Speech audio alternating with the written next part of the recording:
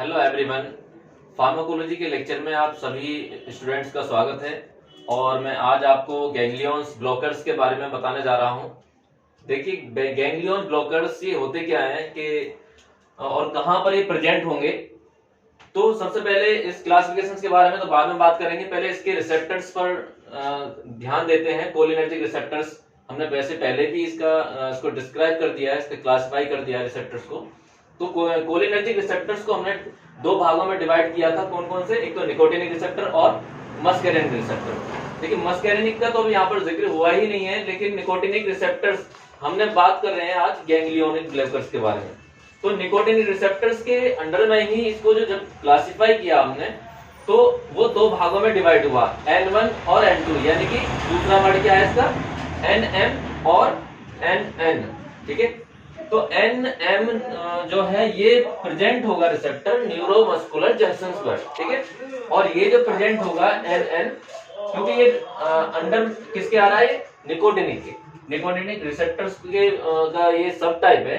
कौन कौन सा? NM और NN। ठीक है, NN का जो पोर्शन है वो कहां पर प्रेजेंट होगा? ये रिसेप्टर कहां पर प्रेजेंट होगा? Autonomic ganglia. ठीक है, जो नर्व उसमें ऑटोनोमिक नर्वस सिस्टम्स में जो आ रहा है ऑटोनोमिक गैंग्लिया और CNS।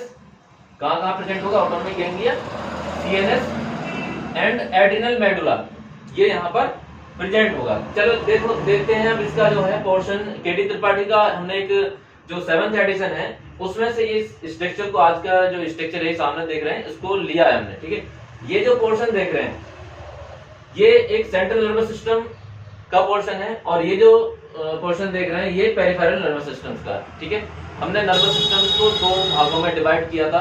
कौन कौन सा? वो था सेंट्रल नर्वस सिस्टम और peripheral nervous system.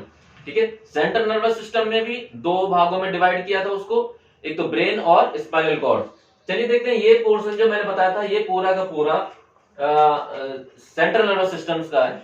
Central nervous system के में देखें तो सोमेटिक एक नर्वस सिस्टम है।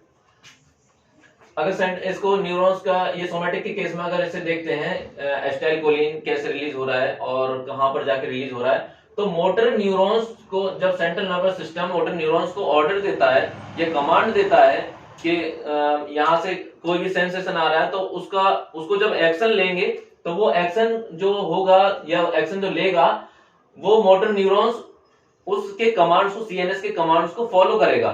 ठीक है, अब कैसे करेगा? यहां पर क्या है? ये एक न्यूरॉन्स है। ठीक है, न्यूरॉन्स यहां पर प्री साइनेप्टिक यानी CNS से निकलेगा और पेरिफेरी की तरफ जो है वो रिलीज होगा या पहुंचेगा। तो ये जो है इसके जो एंड टर्मिनल पर ये डायरेक्ट यहां से एसिटाइलकोलिन निकलने के बाद वो स्केलेटल मसल्स पे रिलीज हो जाएगा। क्योंकि जो भी कमांड लेना है स्केलेटल मसल्स को लेना, अगर मूव करना है, तेज दौड़ना है, तो भी काम स्केलेटल मसल्स का है। अगर एक सेंसेशन जा रहा है कि कोई पिन चुभ रही है, कोई मच्छर काट रहा है, ठीक है, तो वो सेंसेशन सेंसरी न्यूरॉन्स के जरिए CNS तक पहुंचेगा। लेकिन CNS किसको कमांड देगा? CNS किसको कमांड देगा? मोटर न्यूरॉन्स को।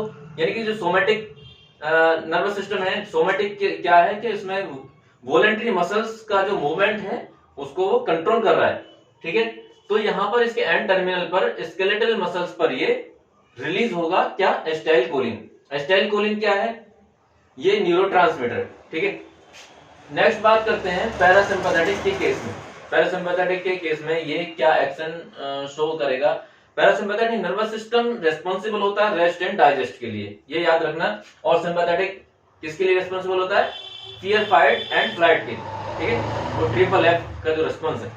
अब देखते हैं पैरासिम्पैथेटिक से के केस में ये न्यूरॉन्स रिलीज होगा, एसिटाइलकोलिन प्री साइनेप्टिक। ये क्या है?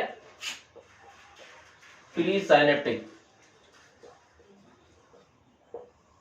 और ये वाला जो पोर्शन है, ये वाला प्री साइनेप्टिक का, ये पोस्ट साइनेप्टिक का। जहां पर ये आपस में जो मिलते हैं, यहाँ एक जंक्शन टाइप का बना हुआ, ठीक है, वो क्या है? वो एक गैंग्लिया, वो गैंग्लियन है, यानी कि सिंगल सेल बॉडी है तो वो एक गैंग्लिया है, और डबल मतलब कई सारे हैं तो गैंग्लियन है। ठीक है, तो ये जो है अलग अलग मान के चलो, मैं इसको बना देता हूं। यहाँ से अलग अलग जो है एसिटाइलकोलिन रिलीज होगा, और यहाँ पर इसके एंड टर्मिनल के बाद जब ये रिलीज होगा एसिटाइलकोलिन, तो इसके जो है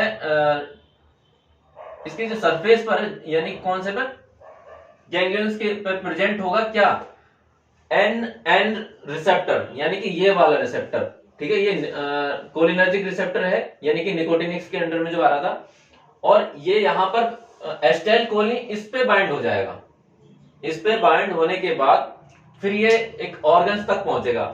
ये जो सेकंड वाला जो न्यूरॉन्स है जो इसको लेने के लिए आया है, यानी कि इस वाले का जो पोर्शन है इसका तो टेल है ये फर्स्ट वाले जो न्यूरॉन्स की, और इसका जो ये सेकंड वाला जो न्यूरॉन्स है इसकी वो हेड होगा, ठीक है। ऐसा नहीं है कि इसका भी टेल है वो तो इसका भी टेल इधर ही आएगा, नहीं, फिर वो एक्सेप्ट मैसेंजर को एक्सेप्ट नहीं कर पाएगा, यानी कि केमिकल सिग्नल्स को एक्सेप्ट नहीं कर पाएगा, ठीक है। तो ये यहाँ से इसके सरफेस पर जो एन रिसेप्टर प्रेजेंट होगा, तो एसिटाइलकोलिन इस रिसेप्टर पर बाइंड होने के बाद वो अपने जो भी जिस टारगेट पर या जिस ऑर्गन्स पर उसे पहुंचना है वो वहां पहुंच जाएगा और अपना एक्शन वो प्रोड्यूस करेगा। तो कहां कहां जाएगा, यहां से बाइंड होगा तो मसल्स पर भी जाएगा, स्मूथ मसल्स पर, आई पे भी पहुंचेगा। अब ऐसा तो है नहीं कि एक ही जो सेल बॉडी सब जगह ले जा रही है, ये कई सारी जो सेल बॉडी है ये अलग अलग एसिटाइलकोलिन को बाइंड करा के और अलग अलग वहां पर रिलीज करा रही है। इसके लास्ट वाले जो सेकंड पोर्शन है न्यूरॉन्स का, इसके एंड टर्मिनल से अलग अलग ऑर्गन्स पर वो रिलीज कर रहे हैं, तो अलग अलग ही वहां पर रेस्पॉन्स वहां पर देखने को मिलेगा, ठीक है। तो ये जो cluster of the cell bodies, so that is called ganglion. इसको हमें आज का जो टॉपिक है इसी को पढ़ना है, यानी कि गैंग्लियोनिक ब्लॉकर्स को। पहले भी समझ लीजिएगा गैंग्लियोनिक होता क्या है। अभी हमने ये बता दिया है कि गैंग्लियोनिक यहाँ पर प्रेजेंट है, ठीक है, जो इसके बीच का जो जंक्शन। अब देखते हैं सिंपैथेटिक के केस में, सिंपैथेटिक नर्वस सिस्टम्स में ये जो है सीएनएस से पहले की तरह ये न्यूरॉन से जो है प्रीसाइनेप्टिक पर एसिटाइलकोलिन प्रेजेंट होगा, ठीक है। लेकिन इसकी प्रीसाइनेप्टिक पर तो एसिटाइलकोलिन है, एन रिसेप्टर यहाँ पर होंगे, तो यहाँ पर ये बाइंड होने के बाद ये जो है एडिनर्जिक में ये चेंज होगा, ठीक है। यहाँ पर इसके पोस्ट साइनेप्टिक पर एडिनर्जिक प्रेजेंट होगा, ठीक है। वो भी मेजर, यानी कि एक नॉर्मल क्वांटिटी से कुछ ज्यादा क्या होगा, एडिनर्जिक। उसमें भी ये इसके सेकेंड पोर्शन का जो यानी कि पोस्ट साइनेप्टिक जो न्यूरॉन्स हैं इसमें क्या होगा, नॉर एड्रेनलिन वो रिलीज होगा अल्फा एंड बीटा रिसेप्टर्स पर, ठीक है, जिसमें कि आपके वो ब्रोंक्यूल्स और ब्लड वेसल्स और हार्ट और इन पर ये आके ये जो सेल बॉडी है और ये अपने एसिटाइलकोलिन के सिग्नल्स को एक्सेप्ट करने के बाद और यहाँ पर ये इन ऑर्गन्स पर ये रिलीज करेंगे। तो हमें क्या एक्शन देखने को मिलेगा, वो सिंपैथेटिक वाला, ठीक है। नेक्स्ट है ये ऑटोनॉमी के केस में बात कर रहे हैं हम, ये यहाँ पर देख रहे हैं। नेक्स्ट है अगर हम एसिटाइलकोलिन को, यानी कि दूसरे के केस में न्यूरॉन्स जो है ये वो रिलीज हो रहा है पोस्ट प्रीसाइनेप्टिक जो है ये प्रीसाइनेप्टिक पर भी प्रेजेंट है और पोस्ट साइनेप्टिक पर भी ये यहाँ पर प्रेजेंट है। अगर स्वेट ग्लैंड्स के बारे में बात करें तो स्वेट ग्लैंड्स पर अगर इसका एक्शन देखते हैं तो वो प्रीसाइनेप्टिक पर एसिटाइलकोलिन और पोस्ट साइनेप्टिक पर भी एसिटाइलकोलिन प्रेजेंट है। लेकिन आप ये देखेंगे, आप बात करेंगे कि सर ये तो स्वेट ग्लैंड्स जो है ये तो उसमें सिंपैथेटिक के केस में, यानी कि सिंपैथेटिक में जो है ये एसिटाइलकोलिन वो एड्रेनलिन और नॉर एड्रेनलिन ये प्रेजेंट था, लेकिन यहाँ पर एसिटाइलकोलिन क्योंकि एसिटाइलकोलिन तो पैरासिम्पैथेटिक में रेस्ट एंड डाइजेस्ट के लिए जो है रिस्पॉन्सिबल था, लेकिन यहाँ पर इसके केस में खास तौर से स्वेट ग्लैंड्स के केस में ये प्रीसाइनेप्टिक पर भी एसिटाइलकोलिन होगा और पोस्ट साइनेप्टिक पर भी ये एसिटाइलकोलिन होगा। इसके एंड टर्मिनल से वो स्वेट ग्लैंड्स पर रिलीज होगा और ये स्वेट्स को स्टिमुलेट करेगा या स्वेट ग्लैंड्स को स्टिमुलेट करेगा जिससे कि पसीना वो ज्यादा आएगा, ठीक है। नेक्स्ट यहां से यानी कि सीएनएस से ये न्यूरॉन्स रिलीज होगा किसके केस में, यानी कि यहाँ पे भी कोई गैंग्लियन नहीं है। गैंग्लियन यानी कि जब दो न्यूरॉन्स आपस में मिलते हैं तो वहां का जो बीच का जो पोर्शन होगा वहां पर जो सेल बॉडीज प्रेजेंट होंगी जो पहले प्रीसाइनेप्टिक से जो है केमिकल सिग्नल्स को एक्सेप्ट करेंगी, तो उनको क्या बोलेंगे, गैंग्लियन। ठीक है, अब यहाँ पर कोई गैंग्लिया नहीं है, तो डायरेक्टली ये एड्रिनल मेडुला पर ये एसिटाइलकोलिन रिलीज हो रहा है। एड्रिनल मेडुला पर एसिटाइलकोलिन रिलीज होने के बाद ये एड्रिनलिन को रिलीज करेगा, और एड्रिनलिन डायरेक्टली वो ब्लड की जो स्ट्रीम में वो फ्लो होगा या प्रेजेंट होगा। ठीक है, तो ये वाला जो पोर्शन है वो क्या है, ये वाला सेंट्रल नर्वस सिस्टम का पोर्शन है, और ये वाला पेरिफेरल नर्वस सिस्टम का, यानी कि सीएनएस से ये अगर न्यूरॉन्स रिलीज हो रहे हैं तो क्या क्या वो रेस्पॉन्स देंगे। अब बात करेंगे हम, जो हमारा आज का जो टॉपिक है, क्लासिफिकेशन ऑफ गैंग्लियोनिक ब्लॉकर्स। ठीक है, अब हमारे जो ये वाले जो सेल बॉडी थी, इनके जो सरफेस पर एन रिसेप्टर जो प्रेजेंट था। ठीक है, तो हमें ऐसे एजेंट्स लेने हैं जो उस रिसेप्टर्स को ब्लॉक करें। ठीक है, और ब्लॉक करने के बाद उसका जो एंटागोनिस्ट वो रिस्पॉन्स देखने को मिलेगा। ठीक है, यानी कि जो गैंग्लियोनिक रिसेप्टर्स हैं, ठीक है, ये वाले गैंग्लियोनिक की जो सरफेस एरिया पर जो प्रेजेंट थे रिसेप्टर, कौन से, एन रिसेप्टर।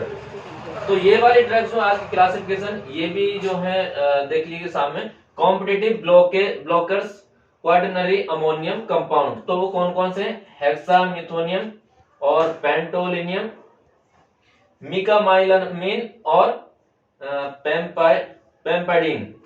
ठीक है, ये ड्रग्स कॉम्पिटिट करेंगे किसको, इसके जो एनएन रिसेप्टर्स पर एसिटाइलकोलिन बाइंड हो रहा था, तो एसिटाइलकोलिन को बाइंड नहीं होने देंगे, और इस रिसेप्टर्स पर एनएन पर क्या ये ड्रग्स जो हैं बाइंड हो जाएंगे, जिससे बाइंड होने के बाद कोई एसिटाइलकोलिन यहाँ पर बाइंड नहीं होगा, और जो एक्शन एसिटाइलकोलिन यहाँ पर एंड टर्मिनल्स पर या किसी ऑर्गन्स पर रिलीज हो रहा था, तो उसका एक्शन हमें देखने के लिए नहीं मिलेगा।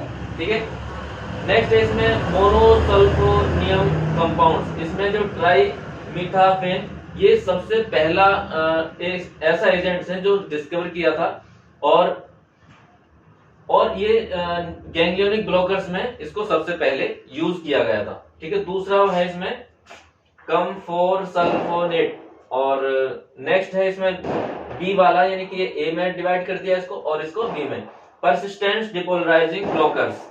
तो इसमें कौन सा है, निकोटीन लार्ज डोज में हम लेते हैं निकोटीन, तो ये परसिस्टेंस डिपोलराइजिंग ब्लॉकर्स का काम करेगा। और एंटीकोलिन ईस्टरेज हमने बताया था कि ये एक एंजाइम, यानी कि एंटीकोलिन ईस्टरेज ऐसी ड्रग्स हैं जो कोलिन ईस्टरेज के रेस्पॉन्स को या उसके एक्टिवेशन को वो इनहिबिट कर देते हैं। ठीक है, जिससे कि एसीटेट और कोलिन में उसको डिवाइड नहीं होने देते थे, यानी कि वो कोलिनर्जिक ही ड्रग वो जो पोस्ट साइनेप्टिक पर उसका एक्यूमुलेशन ज्यादा रहता था, तो उसका रेस्पॉन्स भी ज्यादा टाइम्स के लिए देखने को मिल रहा था। इसलिए एंटीकोलिन ईस्टरेज को हम लार्ज डोज में लेते हैं।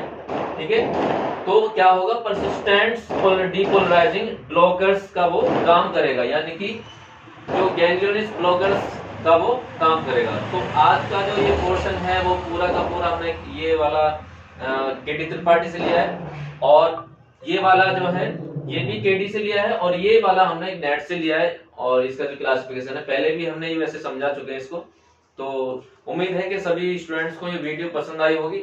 अगर किसी को कोई क्वेरी है तो मैं पहले की तरह मैंने बताया था कि YouTube चैनल पे जाएं और उसको वहां पर कमेंट्स कर सकते हैं, या फिर डायरेक्टली आप मुझे व्हाट्सएप कर सकते हैं और कोई भी क्वेरी है उसे सॉल्व करा सकते हैं। दूसरी बात, जो भी इस वीडियो को देख रहे हैं वो इसको स्काइप नहीं करें। ठीक है, और अच्छी तरह से धीरे धीरे इसे सुने, और नहीं आ रहा है तो उसे दोबारा उसे रिपीट करें, जिससे कि सभी को क्लियर समझ में आ जाए। ठीक है, थैंक यू।